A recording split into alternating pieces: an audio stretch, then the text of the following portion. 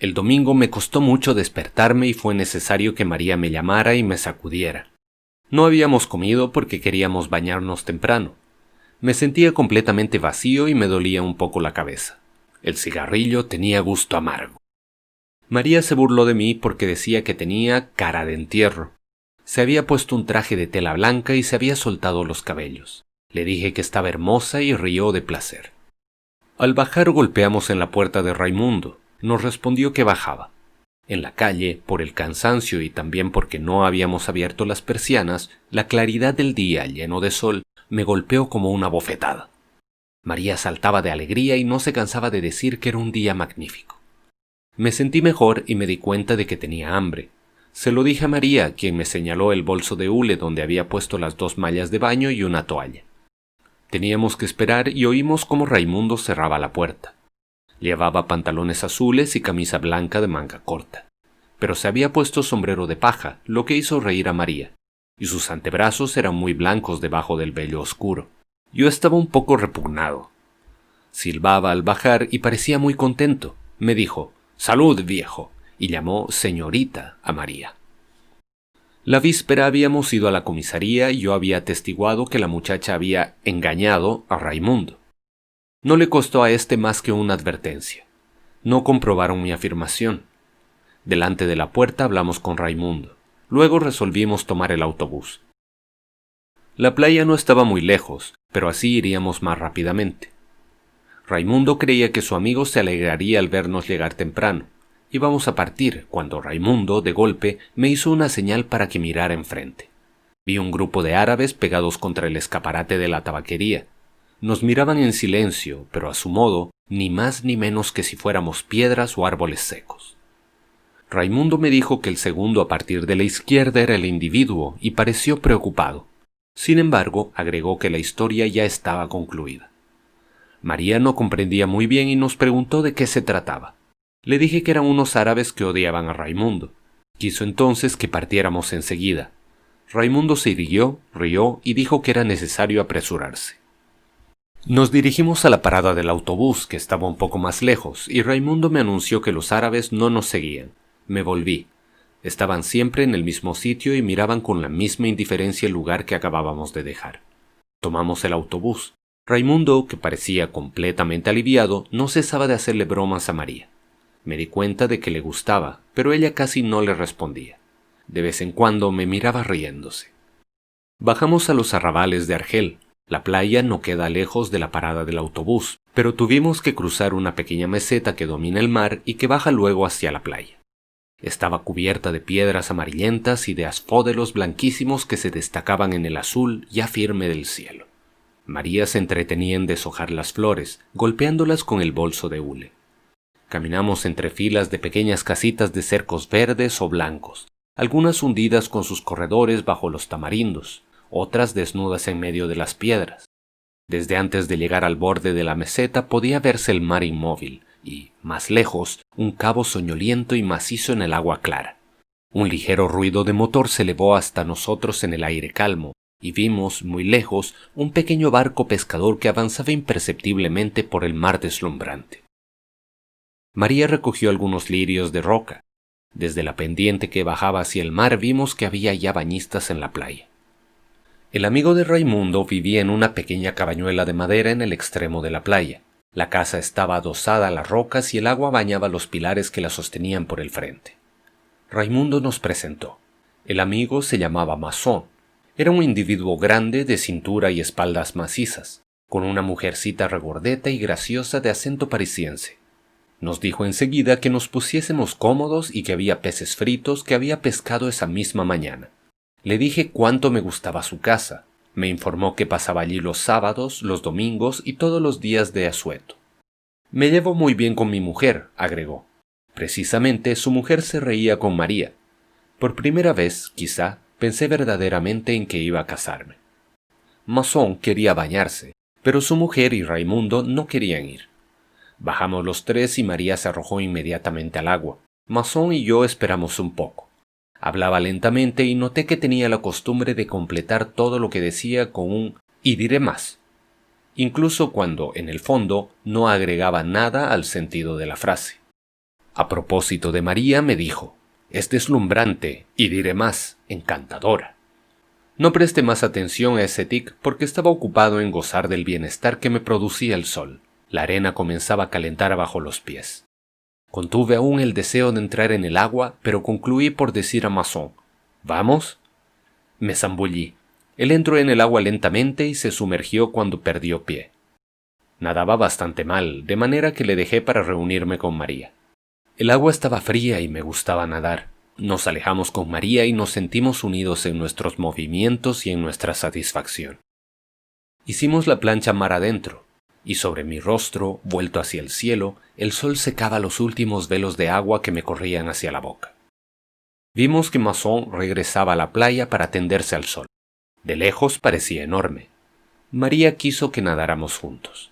Me puse detrás para tomarla por la cintura. Ella avanzaba a brazadas y yo la ayudaba agitando los pies. El leve ruido del agua removida nos siguió durante la mañana hasta que me sentí fatigado. Entonces dejé a María y volví nadando regularmente y respirando con fuerza. En la playa me tendí boca abajo junto a Masson y apoyé la cara en la arena. Le dije: «¡Qué agradable!», y él pensaba lo mismo. Poco después vino María. Me volví para verla llegar. Estaba completamente viscosa con el agua salada y sujetaba los cabellos hacia atrás. Se tendió lado a lado conmigo y los dos calores de su cuerpo y del sol me adormecieron un poco. María me sacudió y me dijo que Masson había regresado a la casa. Teníamos que almorzar. Me levanté enseguida porque tenía hambre, pero María me dijo que no la había besado desde la mañana. Era cierto, y sin embargo habría querido hacerlo. «Ven al agua», me dijo. Corrimos para lanzarnos sobre las primeras olas. Dimos algunas brazadas y ella se pegó contra mí. Sentí sus piernas en torno de las mías y la deseé. Cuando volvimos, Masson ya nos estaba llamando. Dije que tenía mucha hambre y Masson afirmó enseguida que yo le gustaba. El pan estaba sabroso. Devoré mi parte de pescado. Después había carne y papas fritas. Todos comimos sin hablar. Masson bebía mucho vino y me servía sin descanso. Cuando llegó el café tenía la cabeza un poco pesada y luego fumé mucho. Masson, Raimundo y yo habíamos proyectado pasar juntos el mes de agosto en la playa, con gastos comunes. María nos dijo de golpe: «¿Saben qué hora es? Son las 11:30». Quedamos todos asombrados, pero Masson dijo que habíamos comido muy temprano y que era lógico, porque la hora de almuerzo es la hora en que se tiene hambre. No sé por qué aquello hizo reír a María. Creo que había bebido un poco de más. Masson me preguntó entonces si quería pasear con él por la playa. Mi mujer siempre duerme la siesta después de almorzar. A mí no me gusta hacerlo, tengo que caminar. Siempre le digo que es mejor para la salud, pero, después de todo, tiene derecho a hacerlo. María declaró que se quedaría para ayudar a la señora de Masson a lavar la vajilla. La pequeña parisiense dijo que para eso era necesario echar a los hombres. Bajamos los tres. El sol caía casi a plomo sobre la arena y el resplandor en el mar era insoportable. Ya no había nadie en la playa. En las cabañuelas que bordeaban la meseta, suspendidas sobre el mar, se oían ruidos de platos y de cubiertos. Se respiraba apenas en el calor de piedra que subía desde el suelo.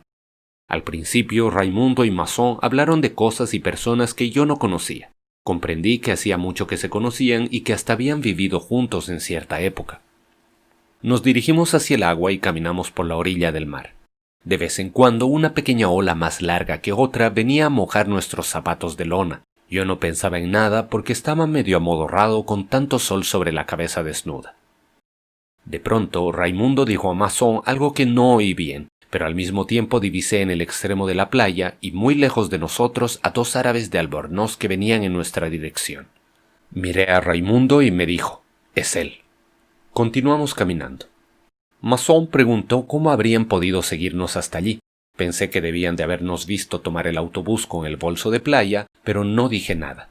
Los árabes avanzaban lentamente y estaban ya mucho más próximos. Nosotros no habíamos cambiado nuestro paso, pero Raimundo dijo: «Si hay gresca, tú, Masson, tomas al segundo. Yo me encargo de mi individuo. Tú, Masson, si llega otro, es para ti». Dije «sí», y Masson metió las manos en los bolsillos. La arena recalentada me parecía roja ahora. Avanzábamos con paso parejo hacia los árabes. La distancia entre nosotros disminuyó regularmente. Cuando estuvimos a algunos pasos unos de otros, los árabes se detuvieron. Masón y yo habíamos disminuido el paso. Raimundo fue directamente hacia el individuo. No pude oír bien lo que dijo, pero el otro hizo ademán de darle un cabezazo. Raimundo golpeó entonces por primera vez y llamó enseguida a Masón. Masón fue hacia aquel que se le había designado y golpeó 2 veces con todas sus fuerzas.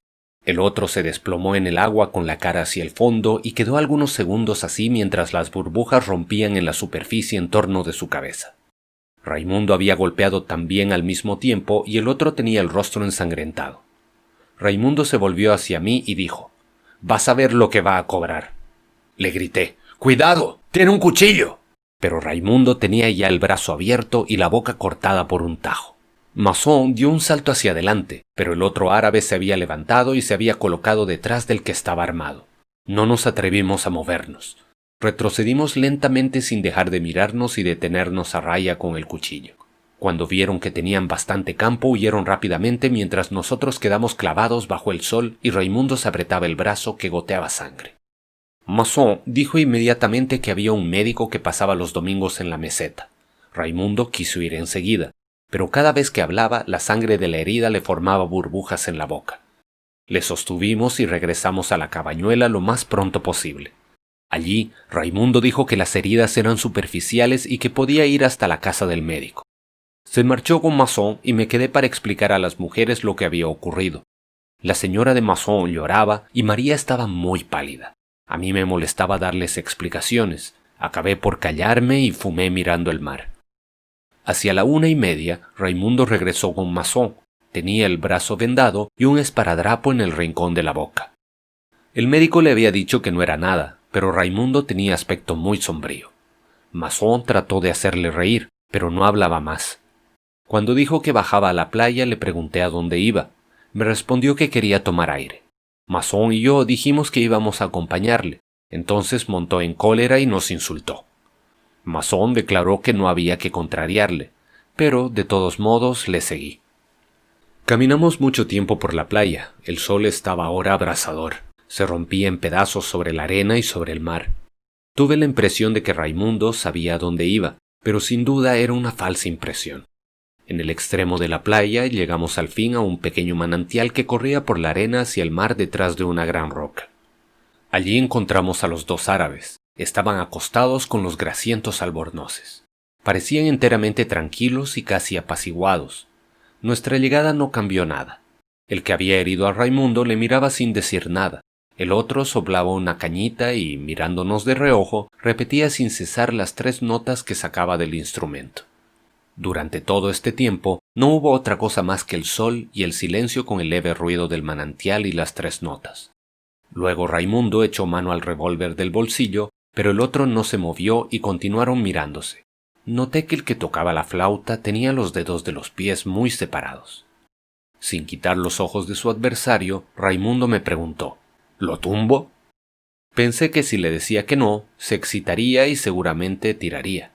Me limité a decirle: «Todavía no te ha hablado, sería feo tirar así». En medio del silencio y del calor se oyó aún el leve ruido del agua y de la flauta.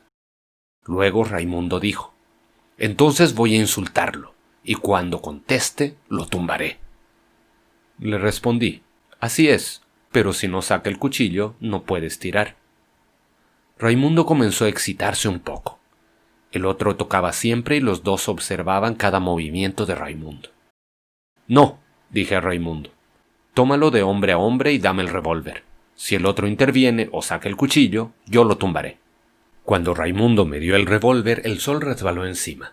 Sin embargo, quedamos aún inmóviles como si todo se hubiera vuelto a cerrar en torno de nosotros. Nos mirábamos sin bajar los ojos y todo se detenía aquí entre el mar, la arena y el sol, el doble silencio de la flauta y del agua. Pensé en ese momento que se podía tirar o no tirar y que lo mismo daba, pero bruscamente los árabes se deslizaron retrocediendo y desaparecieron detrás de la roca. Raimundo y yo volvimos entonces sobre nuestros pasos. Parecía mejor y habló del autobús de regreso. Le acompañé hasta la cabañuela y mientras trepaba por la escalera de madera quedé delante del primer peldaño, con la cabeza resonante de sol, desanimado ante el esfuerzo que era necesario hacer para subir al piso de madera y hablar otra vez con las mujeres. Pero el calor era tal que me resultaba penoso también permanecer inmóvil bajo la enceguecedora lluvia que caía del cielo. Quedar aquí o partir, lo mismo daba. Al cabo de un momento volví hacia la playa y me puse a caminar. Persistía el mismo resplandor rojo. Sobre la arena el mar jadeaba con la respiración rápida y ahogada de las olas pequeñas. Caminaba lentamente hacia las rocas y sentía que la frente se me hinchaba bajo el sol. Todo aquel calor pesaba sobre mí y se oponía a mi avance, y cada vez que sentía el poderoso soplo cálido sobre el rostro, apretaba los dientes, cerraba los puños en los bolsillos del pantalón, me ponía tenso todo entero para vencer al sol y a la opaca embriaguez que se derramaba sobre mí. Las mandíbulas se me crispaban ante cada espada de luz surgida de la arena, de la conchilla blanqueada o de un fragmento de vidrio. Caminé largo tiempo. Veía desde lejos la pequeña masa oscura de la roca rodeada de un halo deslumbrante por la luz y el polvo del mar. Pensaba en el fresco manantial que nacía detrás de la roca. Tenía deseos de oír de nuevo el murmullo del agua, deseos de huir del sol, del esfuerzo y de los llantos de mujer, deseos, en fin, de alcanzar la sombra y su reposo. Pero cuando estuve más cerca vi que el individuo de Raimundo había vuelto. Estaba solo. Reposaba sobre la espalda, con las manos bajo la nuca, la frente en la sombra de la roca, todo el cuerpo al sol. El albornoz humeaba en el calor. Quedé un poco sorprendido. Para mí era un asunto concluido y había llegado allí sin pensarlo. Ni bien me vio, se incorporó un poco y puso la mano en el bolsillo.